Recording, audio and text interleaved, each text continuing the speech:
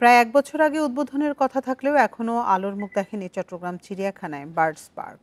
স্বৈরাচার পতনের পর নির্মাণ কর্মীদের ওপর কয়েক দফা হামলার জেরে থমকে যায় কাজ। অভিযোগ উঠেছে পার্কটির প্রায় ১০ একর জায়গা দখলে চক্রান্ত করছেন প্রভাবশালীরা। এদিকে দখল করা কিছু জায়গা উদ্ধার হয়েছে এবং দ্রুত পার্কটি খুলে দেওয়ার আশ্বাস কর্তৃপক্ষের।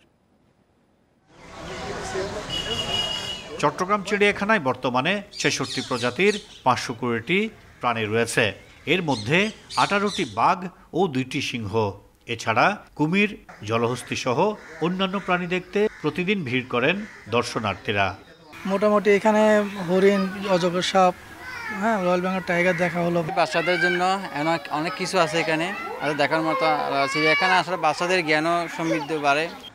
চিড়িয়াখানায় আরও বৈচিত্র্য আনতে কয়েক বছর আগে বার্ডস পার্ক করার উদ্যোগ নেওয়া হয়, যেখানে ফ্ল্যামিঙ্গো, ম্যাকাও, পেলিকেন সহ নানা প্রজাতির পাখি থাকবে। গেল বছরের মে মাসে পার্কটির কাজ শুরু হয়। আগস্টে সবার জন্য খুলে দেওয়ার কথা ছিল, কিন্তু রাজনৈতিক পট পরিবর্তনের পর হামলা চালিয়ে ভেঙে দেয়া হয় সীমানা প্রাচীর।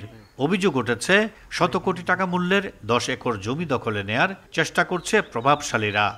নতুন করে যখন কাজ বাউন্ডারি কাজ চলতেছিল তখন দুষ্কৃতকারীরা কেউ বাধার চেষ্টা করছে। পরে দিয়ে সেখানে আমাদের একজন দুজন লেবার ছিল, তারা একটু আহত হয়েছে। তবে দখলদারদের কবল থেকে বেশ কিছু জায়গা উদ্ধার হয়েছে বলে দাবি জেলা প্রশাসকের। দ্রুত কাজ শেষ করে পার্কটি উন্মুক্ত করার আশ্বাস তার। কিছু দুষ্কৃতকারীরা ভেঙেছিল, এটা দখলে নিয়েছিল। পরবর্তীতে আমরা প্রায় ১০-১৫ দিন আগে এটা পুনরায় দখলে নিয়েছি এবং ওখানে আমাদের একটা রোড হবে আর আমরা একটা বার্ড এভিয়ার করব। নতুন প্রাণী কিছু আনবো, যেমন হাতি আনবো, জিরাফ আনবো, এরকম আমাদের কিছু প্ল্যান আছে। দর্শনার্থীদের আকর্ষণ বাড়াতে বিদেশ থেকে নানা ধরনের বন্য প্রাণী আনার কাজ চলছে বলে জানিয়েছে কর্তৃপক্ষ। Ahsan Riton, Independent News, Chittagong.